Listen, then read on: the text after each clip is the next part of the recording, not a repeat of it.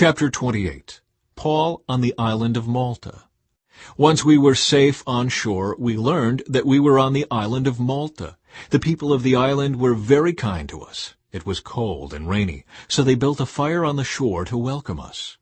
As Paul gathered an armful of sticks and was laying them on the fire, a poisonous snake, driven out by the heat, bit him on the hand. The people of the island saw it hanging from his hand and said to each other, "A murderer, no doubt. Though he escaped the sea, justice will not permit him to live." But Paul shook off the snake into the fire and was unharmed. The people waited for him to swell up or suddenly drop dead. But when they had waited a long time and saw that he wasn't harmed, they changed their minds and decided he was a god. Near the shore where we landed was an estate belonging to Publius, the chief official of the island. He welcomed us and treated us kindly for 3 days.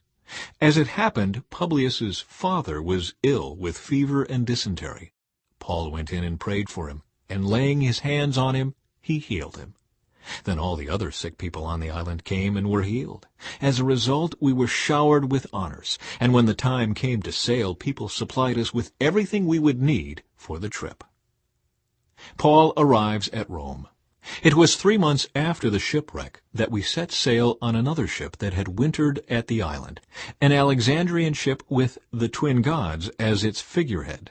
Our first stop was Syracuse, where we stayed 3 days. From there we sailed across to Rhegium. A day later a south wind began blowing, so the following day we sailed up the coast to Puteoli. There we found some believers who invited us to spend a week with them, and so we came to Rome. The brothers and sisters in Rome had heard we were coming, and they came to meet us at the Forum on the Appian Way. Others joined us at the 3 taverns. When Paul saw them, he was encouraged and thanked God. When we arrived in Rome, Paul was permitted to have his own private lodging, though he was guarded by a soldier. Paul preaches at Rome under guard. 3 days after Paul's arrival, he called together the local Jewish leaders. He said to them, "Brothers, I was arrested in Jerusalem and handed over to the Roman government, even though I had done nothing against our people or the customs of our ancestors.